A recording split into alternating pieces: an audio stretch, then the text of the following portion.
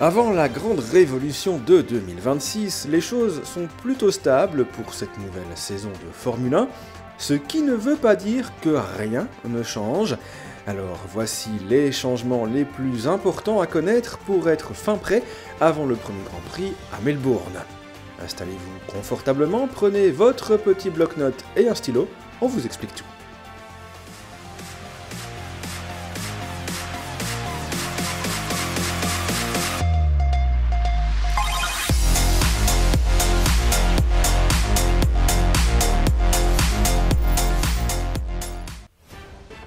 Instauré il y a 6 ans, le point attribué pour le meilleur tour en course sera supprimé cette année.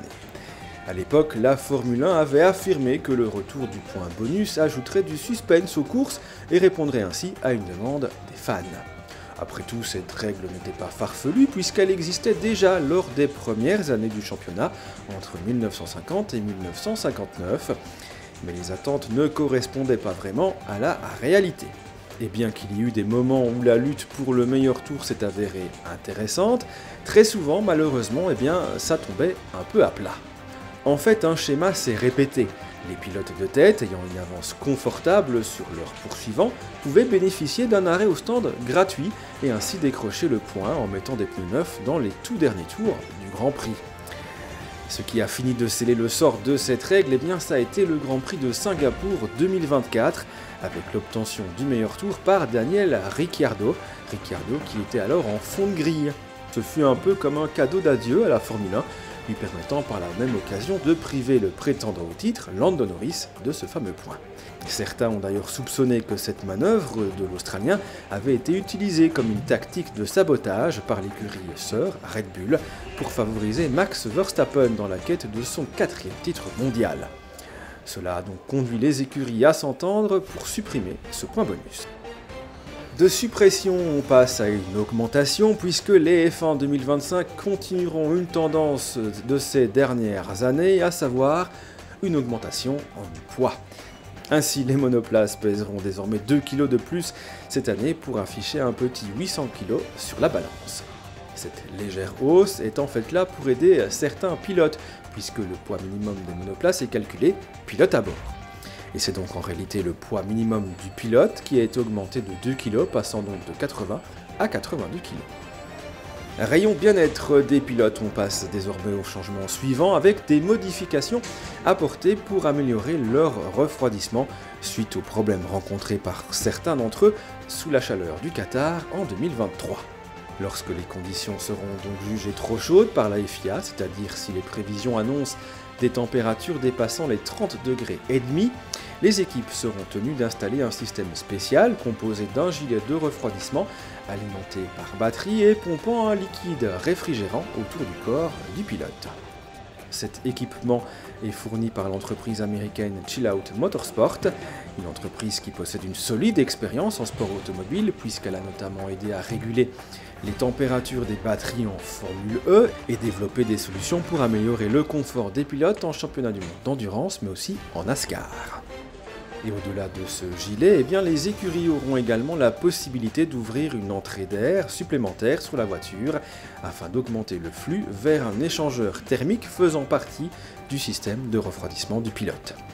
Et pour éviter que certaines équipes ne soient désavantagées en installant ce système, le poids minimum des voitures sera alors augmenté de 5 kg lors de ces courses où l'équipement sera imposé.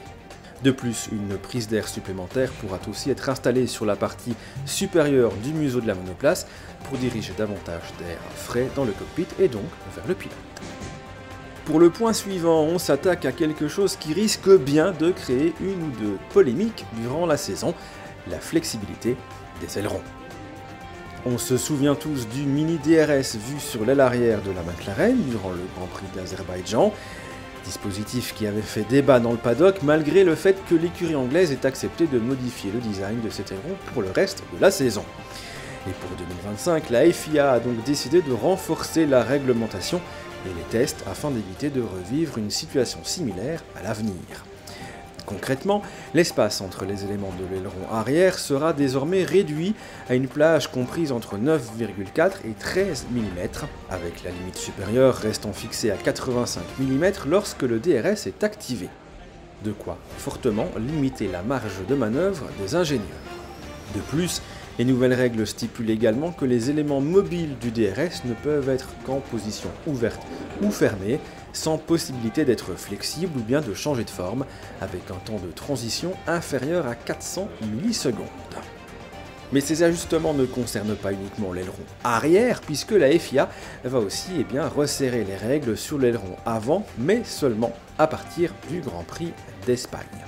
À ce moment-là, la fédération exigera une augmentation d'un tiers de la rigidité des ailerons par rapport au test standard, utilisant une force de 100 N appliquée en 3 points différents sur l'envergure de l'aileron. En 2025, par crainte d'une multiplication des tests avec d'anciennes monoplaces, un accord a été trouvé pour imposer certaines restrictions.